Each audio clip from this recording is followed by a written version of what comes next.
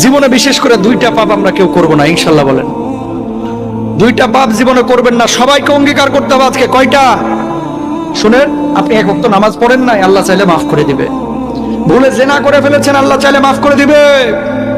ভুলে একজনকে গালি দিয়ে ফেলেছেন, আল্লাহ চাইলে মাফ করে দিবে। ভুলে ফজরের নামাজে জাগতে পারেন নাই বা ইচ্ছে করে জাগেন না একদিন, আল্লাহ চাইলে মাফ করে দিবে। রোজা একটা করেন না, আল্লাহ চাইলে মাফ করে দিবে। দুইটা গুনাহ এমন আছে যেটা আল্লাহ কখনো মাফ করবে না। কয়টা? এক নাম্বার হচ্ছে বান্দার হক নষ্ট করা। প্রিয় ভাইরা আমার, প্রিয় ভাইরা আমার, কলিজার টুকরারা আমার, খবরদার ভাইয়ের সম্পদ হয়ে ভাইয়ের সম্পদ নষ্ট করেন না। ভাই হয়ে ভাইয়ের সম্পদ নষ্ট করেন না। ভাই হয়ে বোনের সম্পদ মেরে দিয়েন না। কাবা ঘরের গেলাফ ধরে কানলেও আপনি আমাকে যে মিথ্যা অপবাদটা দিয়েছেন এটা মাফ হবে না যতক্ষণ না আমি মাফ করছি। মানুষের সাথে জড়িত হক। অনেক সময় দেখা যায় কাউকে গালি দিয়েছে, কাউকে অপবাদ দিয়েছে, কারো সম্মানহানি করেছে, কাউকে মিথ্যা অপবাদ দিয়েছে, কারো প্রতি হিংসা করেছে, বিদ্বেষ রেখেছে, কারো সম্পদ আত্মসাৎ করেছে, কারো জিনিস চুরি করেছে, ছিনতাই করেছি বা ডাকাতি করেছে, বা কারো সম্পদ আত্মসাৎ করে নিজের পেটে ভরেছে, প্রতিবেশীর জমি মেরে দিয়েছে, ওই দুই প্রতিবেশী চাষের জমি জোর করে জবরদখল করেছে। এক কথায় মানুষের সম্মান জান মালের সাথে জড়িত যে পাপ, এই পাপ আল্লাহর কাছে মাফ হবে না। কাবা ঘরের গেলাফ ধরে কানলেও আপনি আমাকে যে মিথ্যা অপবাদটা দিয়েছেন এটা মাফ হবে না যতক্ষণ না আমি মাফ করছি। কথা কি বুঝতে পারছেন? মনে করেন আপনি আমাকে মিথ্যা একটা অপবাদ দিয়েছেন এবং ধুয়ে রেখে দিয়েছেন একদম মিথ্যা অপবাদ দিয়ে। যতক্ষণ আমি আপনাকে মাফ না করছি, কাবা ঘরে গিয়ে গেলাফ ধরে কান্নাকাটি করলো, এই পাপ মাফ হবে না ইনশাআল্লাহ। এই অবস্থায় মৌত হলে কি হবে? পরকালে দেখবেন আমি দাঁড়িয়ে আছি আপনার জন্য। আপনার হিসাব হচ্ছে, হিসাব শেষ। আপনি সালাত, সওম, হজ জাকাতের নেকি নিয়ে উঠেছেন, কিন্তু দেখছেন আমি দাঁড়িয়ে আছি, আমার মতো আরো 10 জন দাঁড়িয়ে আছে। ওই 10 জনকে আপনি গালি দিয়েছিলেন, অপবাদ দিয়েছিলেন, তাদের গীবত করেছিলেন, তাদের সম্পদ বা সম্মানের হানি করেছিলেন। এখন কিয়ামতের মাঠে আপনার নেকি দিয়ে এই ঋণ শোধ করতে হবে, অন্য কোনো অপশন নাই। আর যদি নেকি শেষ হয়ে যায় তখন কি হবে? তখন আমার আমলনামা থেকে কিছু গুনাহ আপনাকে নিতে হবে। আল্লাহ পাক ন্যায় বিচারক। আল্লাহ পাক শুধু গফুর রহিম নন, আল্লাহ পাক শুধু পরম করুণাময় অসীম দয়ালুই নন, বরং তিনি হচ্ছেন ন্যায় বিচারক। ন্যায় বিচারক। একজন ধর্ষক যদি বলে যে আল্লাহ পাক তো গফুর রহিম, আল্লাহ আমাকে মাফ করে দিতে পারেন, তাহলে যাকে ধর্ষণ করলো সে তার উপর জুলুম হবে না? আল্লাহ পাক যদি ধর্ষককে মাফ করে দেন, তাহলে যাকে ধর্ষণ করা হয়েছে ওর প্রতি জুলুম হবে না? কথা বুঝতে পারছেন না? মনে করেন আপনি নাউজুবিল্লাহ কারো সম্পদ আত্মসাৎ করেছেন, এখন আল্লাহ যদি আপনাকে মাফ করে দেন, তাহলে এই যে যার সম্পদ আপনি আত্মসাৎ করেছেন এর উপরে জুলুম করা হচ্ছে না? আল্লাহ পাক কি জুলুম করবেন? এক জাররা পরিমাণ করবেন না। কিয়ামতের মাঠে নেকি দিয়ে তার এই ঋণ শোধ করতে হবে, অথবা তার গুনাহ আপনার কাঁধে নিয়ে জাহান্নামের পথে যেতেও হতে পারে। আল্লাহ পাক হেফাজত করবে। এই জন্য সবসময় সতর্ক থাকবেন আপনার যারা যেন মানুষের হক নষ্ট না হয়। মানুষ আপনাকে গালি দেখ, থাপ্পড় মারুক, জমি আত্মসাৎ করে ফেলুক, হক নষ্ট করুক, কি করে করুক, আপনি তারটা করতে চান না। যারা করছে আপনি লাভবান। আপনি কেমন করে লাভবান? আপনি অসংখ্য নেকি পাচ্ছেন, আপনি জানছেনও না। যেই আপনার বিরুদ্ধে মনে করেন আপনি নিষ্পাপ, অন্যায় করেন নাই, আপনার বিরুদ্ধে জুলুম করা হচ্ছে, অপবাদ দেওয়া হচ্ছে, আপনাকে আন্ডারএস্টিমেট করা হচ্ছে, ইত্যাদি ইত্যাদি, আপনি বসে বসে নেকি পাচ্ছেন, বসে বসে নেকি পাচ্ছেন। এবং পরকালে কিয়ামতের মাঠে উঠে দেখবেন অসংখ্য নেকি অটোমেটিক আপনার আমলনামে চলে আসবে। তখন তারা আফসোস করবে দুনিয়াতে এই কাজগুলো না করে ভালো কিছু করলে ভালো হতো। যাই হোক, মানুষের সাথে জড়িত পাপ আল্লাহর কাছে মাফ হবে না। এই কারণে এই রমজান মাসে ওই লিস্টের মধ্যে থাকবে আমি কার কার ক্ষতি করেছি, থাকবেই। কিন্তু যতটুকু মনে পড়ে, যতটুকু মনে পড়ে লিখে ফেলবেন, সুযোগ থাকলে সেটা ফেরত দিয়ে দিবেন। যদি সুযোগ না থাকে ক্ষমা চেয়ে নেবেন। যদি সেই সুযোগও না থাকে তার পরিবারের কাছে ক্ষমা চেয়ে নেবেন। যদি সেই সুযোগও না থাকে তার পক্ষ থেকে সদকা করে দিয়ে পারা যাবে ইনশাল্লাহ। সেই সুযোগও নাই, তাহলে হাতটা তুলে তার জন্য দোয়া করবেন, আল্লাহ আমি আমার অমুক ভাইকে মিথ্যা অপবাদ দিয়েছিলাম, আল্লাহ তুমি তাকে মাফ করে দিও। আশা করা যায় আপনার গুনাহ আল্লাহ মাফ করে দিবেন ইনশাআল্লাহ। এটা মহাপাপ, এটা অনেক বড় জুলুম। যিনি রিজিক দিল, যিনি সৃষ্টি করলো, যিনি নিয়ামত দিল, তার ইবাদত না করে আপনার মতো আরেকটা সৃষ্টির সামনে আপনি এরকম নমস্ত নমস্ত গান, এটা তার অধিকার হরণ হয়েছে না? এজন্য আল্লাহ বলেছেন ইন্না শিরকালা যুলমুন আযীম। শিরকে সবচেয়ে বড় জুলুম বলার কারণ কি? কারণ আপনি সৃষ্টি হয়ে স্রষ্টার উপর জুলুম করেছেন। এর চেয়ে বড় জুলুম আর হতে পারে? এই যে আল্লাহ তাআলা আমাদের সৃষ্টি করলেন, অস্তিত্বহীনতা থেকে তিনি আমাদের অস্তিত্ব দিলেন, আমাদেরকে রিজিক দিলেন, নেয়ামত দিয়ে আমাদেরকে ধন্য করলেন। তো আল্লাহ তাআলার অধিকার ছিল না যে তাকেই আমি সেজদা দিব? এটা তার অধিকার। এটা কার রাইট? ইবাদতের অধিকারী তিনি, এটা তার অধিকার। তার জন্য আমরা সিজদায় লুটিয়ে পড়বো। তো এই সিজদা আপনি ওদিকে না দিয়ে যদি মাজারে দেন, আল্লাহর অধিকার নষ্ট করছেন না? কথা বলেন, এটা ইনসাফ হয়েছে? আমি একাধিক জেনা করেছি, এখন আমার আল্লাহর কাছে ক্ষমা পাবো কি করলে?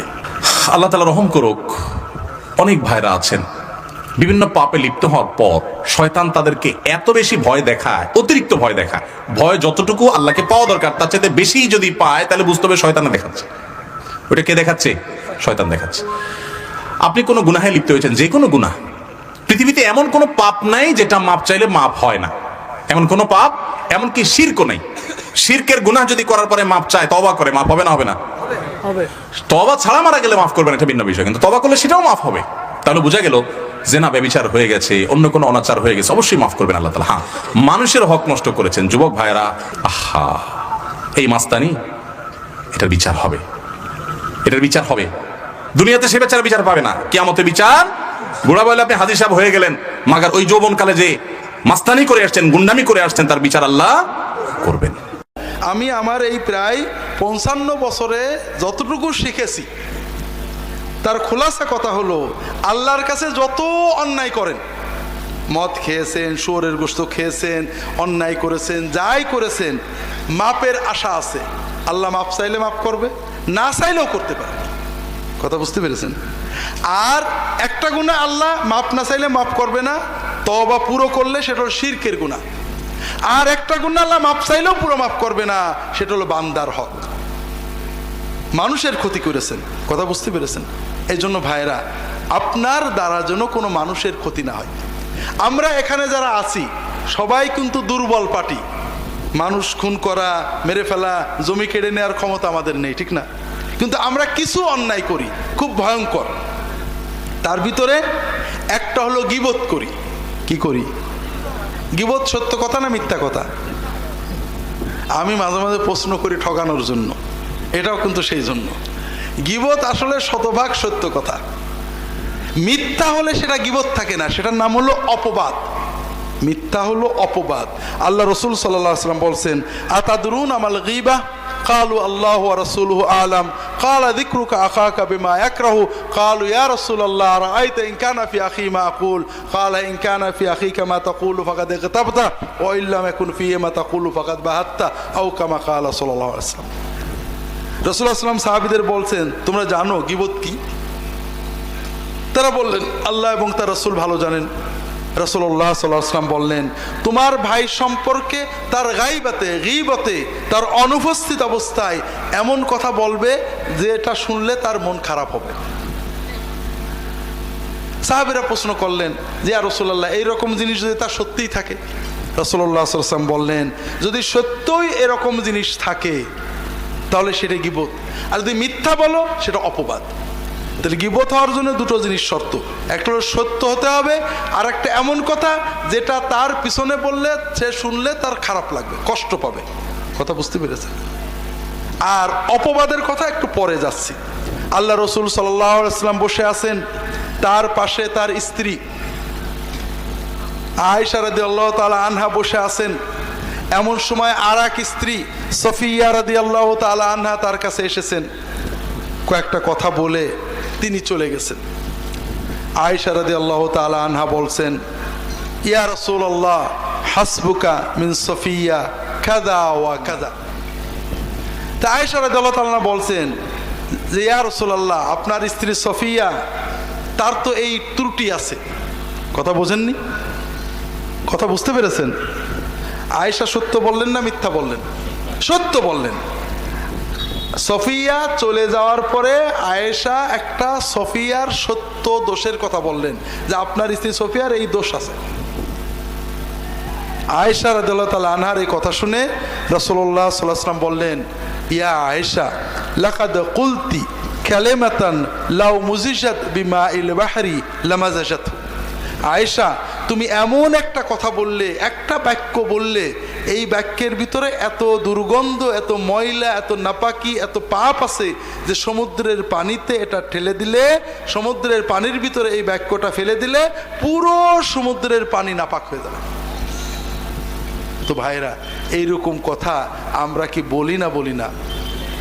বছরে দু একটা। হাজারিন, 5 জন 2 জন মেয়ে এক জায়গায় হলে কথা বলেন, অমুকের বাড়ি দাওয়াতে গেছিলাম, এই দুল পরেছে, এই ফুল পরেছে, এই শাড়ি পরেছে, এই রান্না করেছে ইত্যাদি সমালোচনা করেন না? সওয়াব হচ্ছে না গুনাহ হচ্ছে? কত কঠিন গুনাহ যে কিয়ামতের দিন আপনার নেকিগুলো কেড়ে নিয়ে যাবে।